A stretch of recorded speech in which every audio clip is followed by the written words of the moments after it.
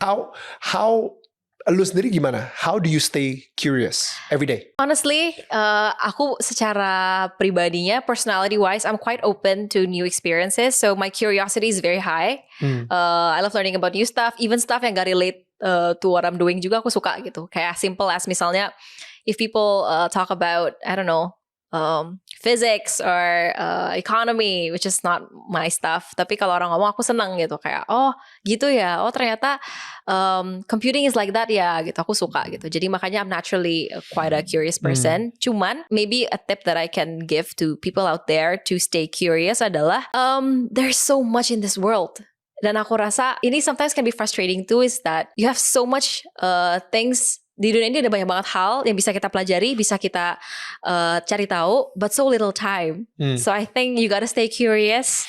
Karena secara naturalnya emang humans love novelty, right? Kita suka hal yang baru, kita suka hal yang bisa spark our motivation, our new ideas gitu. Jadi makanya stay curious, karena it's also one of the ways you can combat depression and anxiety is by being curious. Yeah. Oh, really? Karena most of the time orang yang depressed itu karena satu udah gak hopeful, and when you're curious and you learn new stuff, you have new perspectives, you are tend to be more hopeful, right?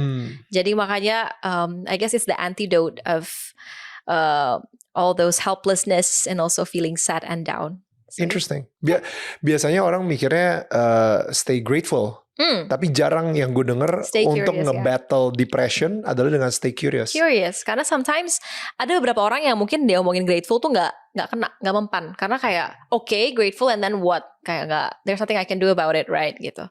Tapi kalau when I say okay, you gotta stay curious, you learn new stuff every day. Kayak satu hal yang aku selalu bilang ke adik aku, kalau dia lagi stres, aku bilang okay then, if you're stressed, ngerasa nggak ada growth, you find a new hobby or you find a new stuff that you like. Wow. Doesn't have to be stuff that you like, but new stuff aja. Karena naturally, when there's something novel in our lives, our brain releases dopamine, right? Yeah. And it makes us feel good. Gitu. Jadi makanya it's proven scientifically as well that when you're curious, when you learn new stuff, it's the antidote of depression. Yeah. Wow.